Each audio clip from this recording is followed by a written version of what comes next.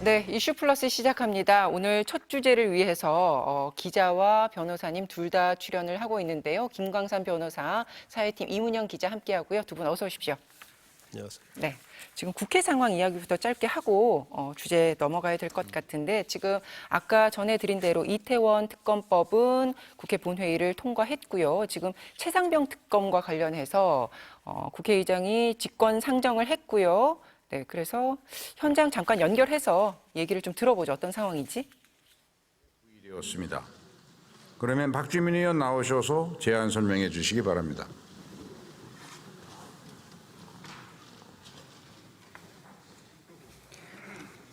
존경하는 김진표 국회의장님, 그리고 선배 동료 의원 여러분, 더불어민주당 원내수석 부대표 박주민 의원입니다.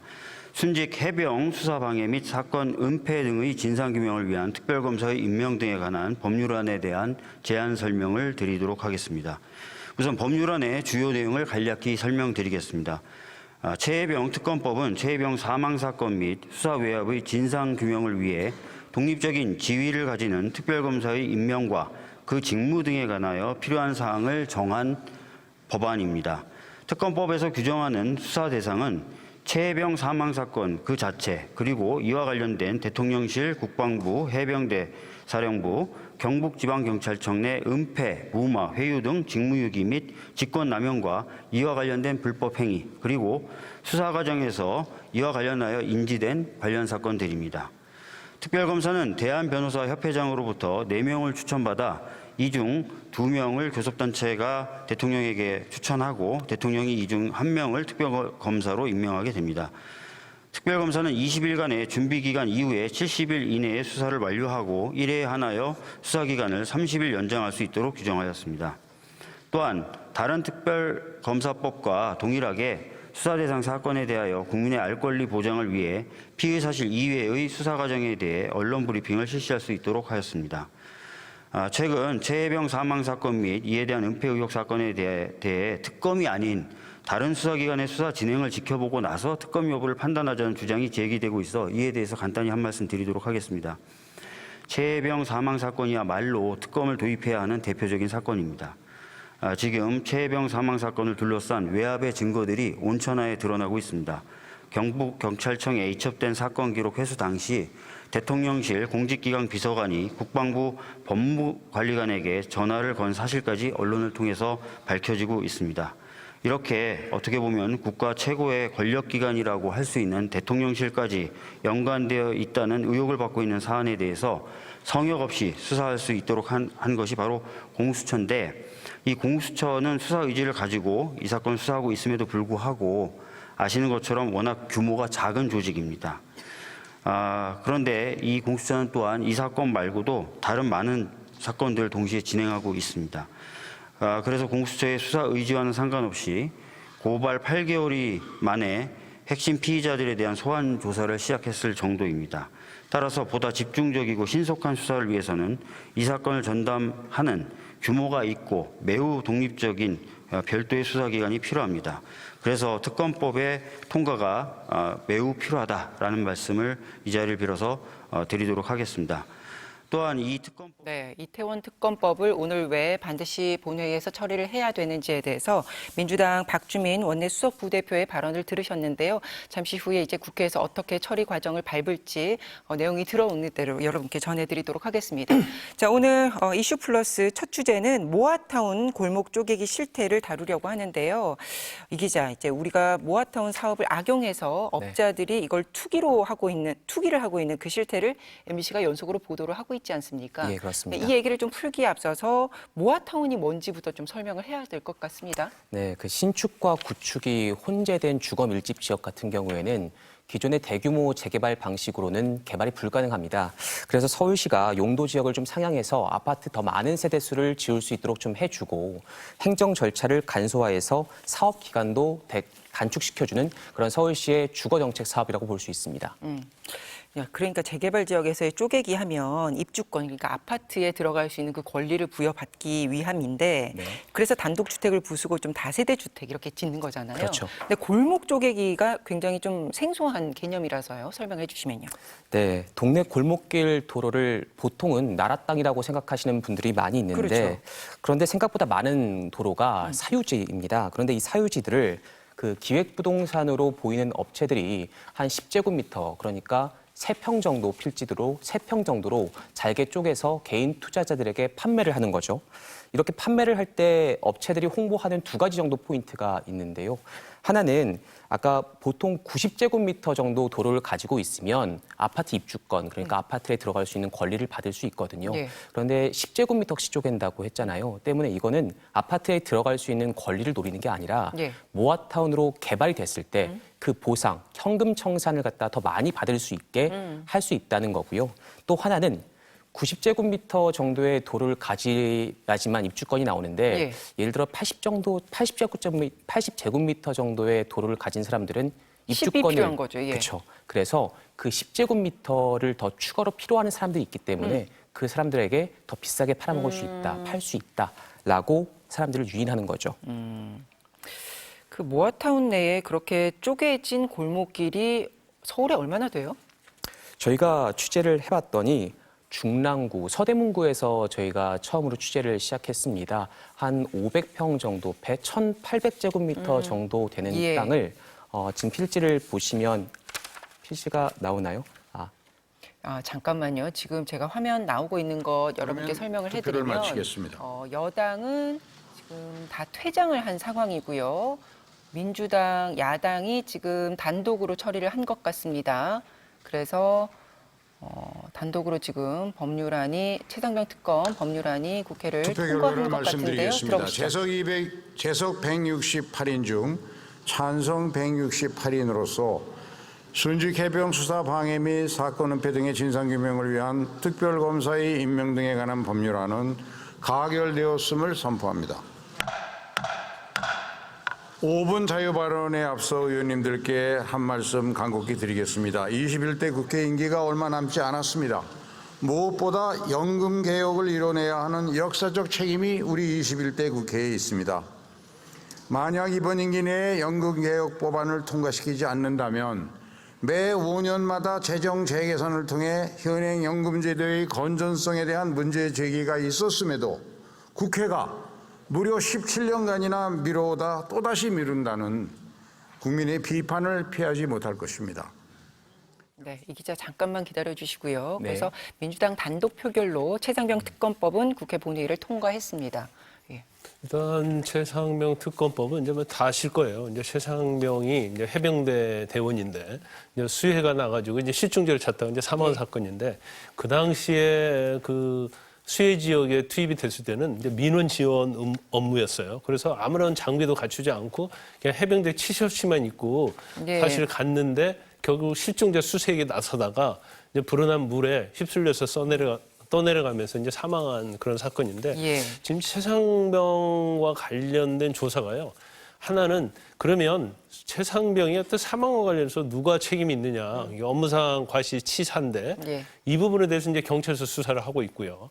그다음에 이 과정에서 업무상 과실치사의 책임을 져야 할 사람이 누구냐. 그래서 아니 그러면 현장에 있었던 단순 장교들이냐 아니면 사단장까지 가는 거냐. 예. 이거에 논란이 굉장히 많이 있어가지고 박정훈 당시에 국방부 수사단장이 수사를 했는데 업무상 과실치사와 관련 사람을 사단장까지 해서 한 8명 정도를 해서 경찰이 이첩을 한 거예요. 그런데 국방부랄지 아니면 대통령실에 전화를 해서 이 자료를 다시 가져오라고 해서 8명 이제 2명으로 줄였는데 이게 과연 대통령실이랄지 국방부에서 개입을 한 거냐 아닌 거냐 이건 일종의 이제 수사 외압이죠.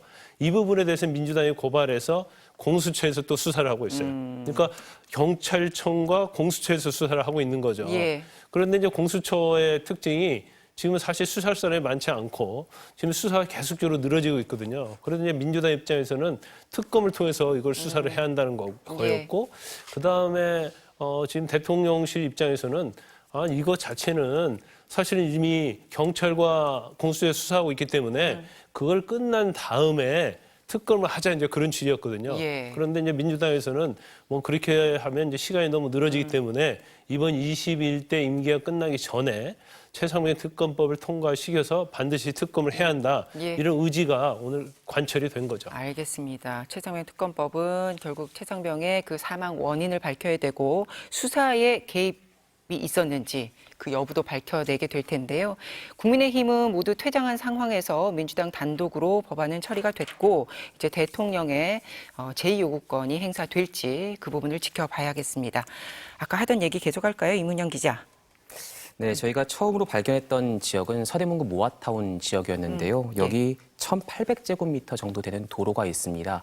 도로가 1,800제곱미터라고 하면 잘 떠오르지 않으실 그렇죠. 텐데 이게 빨래 건조대 모양으로 된 도로였거든요. 가운데 메인 도로가 있고 골목길을 따라서 방사 형태로 이루어진 도로인데 22년 동안 혼자 개인이 갖고 있었는데 이것들을 작년에 부동산 업체 9곳이 공동으로 투자를 해서 사서 개인들에게 약 4배 비싸게 130명에게 판 사건이었습니다.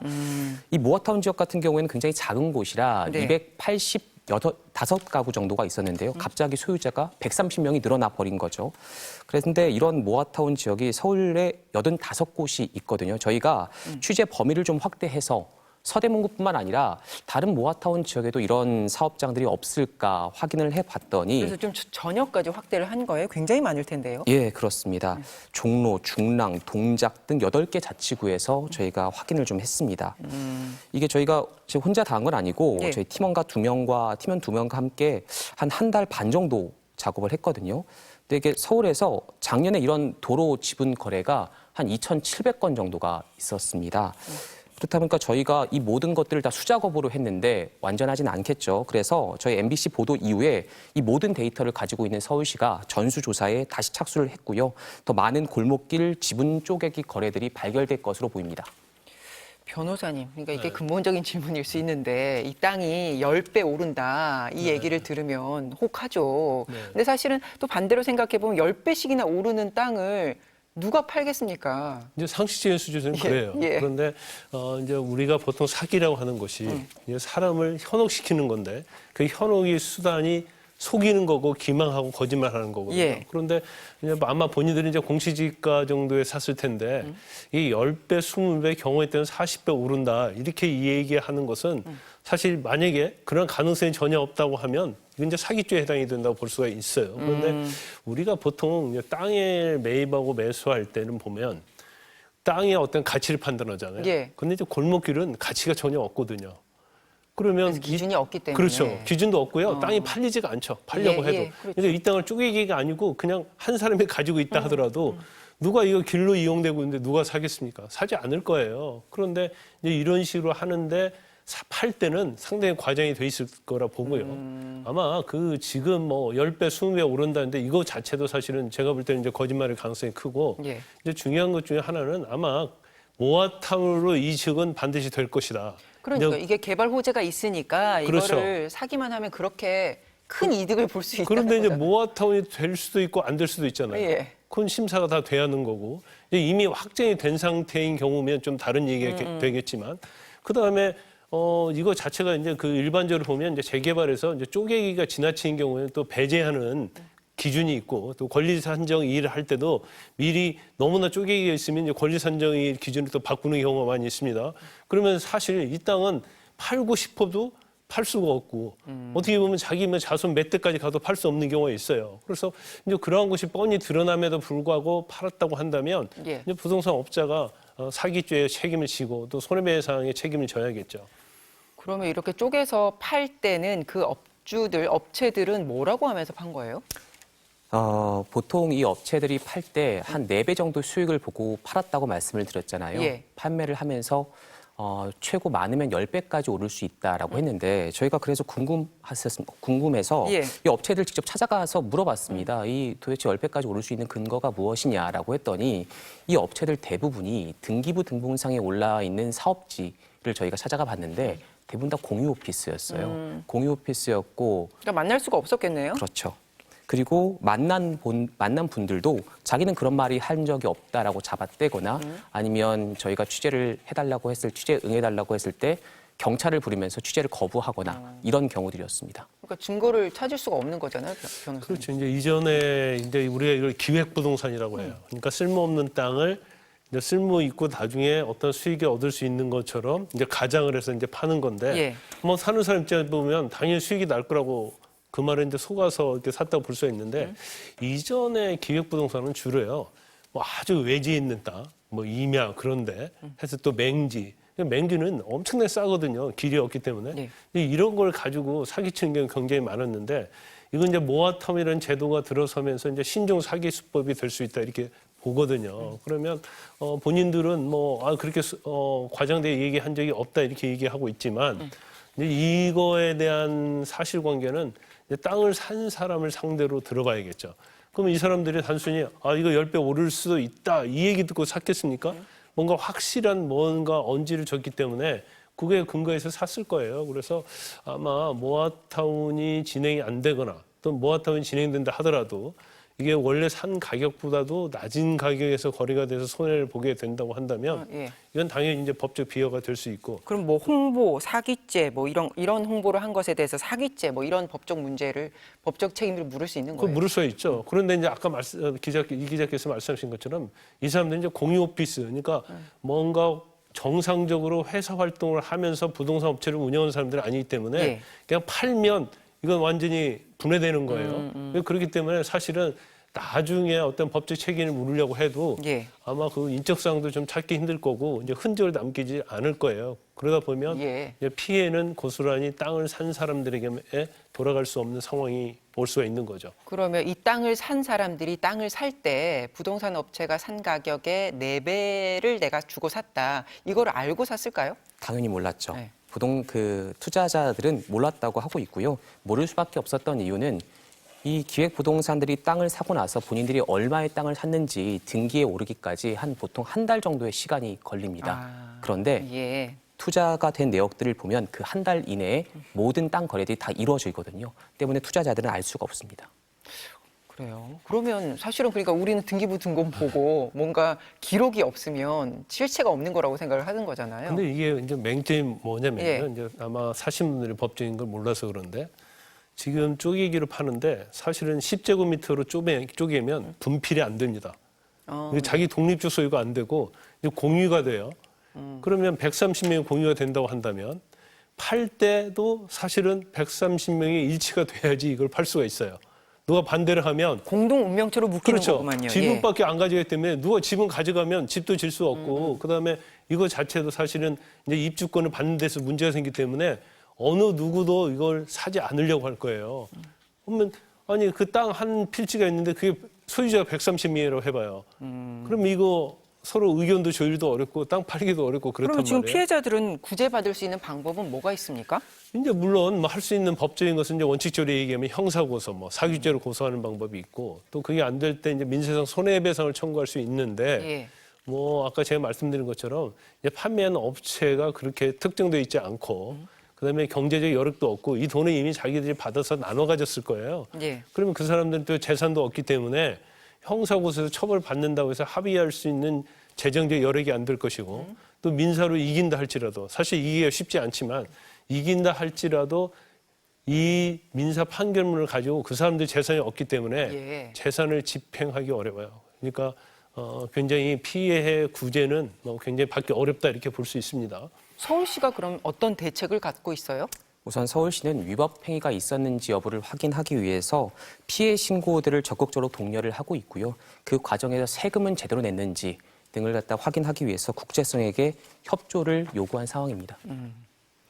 알겠습니다. 이 기자 이게 후속 취재 보도 이어가실 거죠? 예. 저희가 대안도 한번 마련할 수 있는 네. 그 보도를 갖다가 추가 취재를 하고 있습니다. 알겠습니다. 추가 보도 계속해서 이어주시고요. 오늘 말씀 고맙습니다. 네, 감사합니다. 네. 자, 다음 이슈로 넘어가 보겠습니다. 아까도 말씀드렸듯이 이태원 특별법 오늘 국회에서 본회의에서 처리가 됐는데요. 가장 여당과 이견을 보였던 부분이 그 특조위의 권한과 어떤 뭐 구성에 관한 부분인데 그 부분에 서로 양보를 했습니다. 그 핵심 내용을 보면 영장 청구 의뢰권 그리고 직권조사 권한 부분 이 부분이 결국 삭제가 됐는데 합의를 해서 다행인데 뭐 일각에서는 이게 조사의 실효성이 없지 않겠냐 이런 우려도 있던데요. 그건 어떻게 봐야 됩니까? 일단 이태원 특별법에 대해서 예. 사실 이제 대통령이 거부권 행사했거든요. 그래서 오늘 이제 제2가 된 거예요. 예. 그래서 3분의 2가 찬성을 했기 때문에 결과적으로 이제 표결이 되고 통과가 된 건데 이제 중요한 것은 지금 원래의 원안에는요.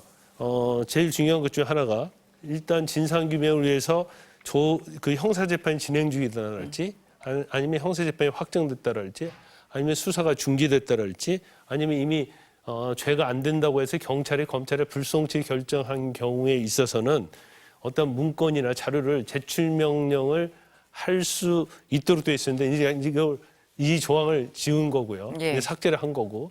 그다음에 중요한 것 중에 하나가 이러한 사건에 대해서 자료와 문건을 제출을 요구했는데 2번 이상 거부를 하게 되면 예. 그 거부한 상대에 대해서 영장 청구를 검찰에 의뢰할 수 있는 규정이 있었는데 이것이 이제 헌법상의 영장 청구권하고 사법 체계를 흔든다고 해서 예. 대통령이 거부권을 행사했는데 결국 이제 이 조항이 없어지게 된 거죠. 그러면서 합의에 의해서 이제 통과가 됐는데 예. 그럼 이제 실질적인 그래서 우려가 뭡니까? 그렇죠. 예. 그런 의문이 있죠. 아니 이렇게 없이 어떻게 조사할 수 있겠느냐 이런 생각할 수가 있는데 일단은 뭐 이 부분은 여러 가지 이제 보충적으로 될 수 있다고 보고요. 이제 특조위가 할 수 있는 것이 여러 가지가 있는데 이제 진술서 제출할 수 있고요. 오라고 했는데 안 오면 동행 명령권을 행사할 수 있습니다. 그다음에 여러 가지 불러서 조사할 수 있고 자료 제출 요구도 할 수 있어요. 이제 그렇기 때문에 물론 이제 상대방이 거부하는 경우에는 약간의 뭐 장애가 있을 수는 있을 거예요. 그런데 네. 이제 어차피 뭐 이태원법이 통과가 됐기 때문에 이제 자료 협조 자체는 아마 공공기관에서는 이거 거부하기는 어려울 것이다. 예. 그러면 여당, 야당 그리고 대통령, 정부 합쳐서 뭐 자료 요구했을 때는 당연히 제출할 수 있도록 예, 예. 그렇게 협의하는 게 맞다 이렇게 봅니다. 그래야지 알겠습니다. 진실을 규명할 수 있겠죠. 예, 이태원 참사 관련해서 수사가 진행되고 있는 부분은 무엇이고 그래서 이태원 특별법을 통해서 앞으로 남아있는 의혹을 어디까지 우리가 밝힐 수 있는지 이 부분을 사실 핵심으로 다루려고 했는데 지금 시간이 훌쩍 넘어서 오늘 여기서 마쳐야 될 것 같습니다. 변호사님 고맙습니다.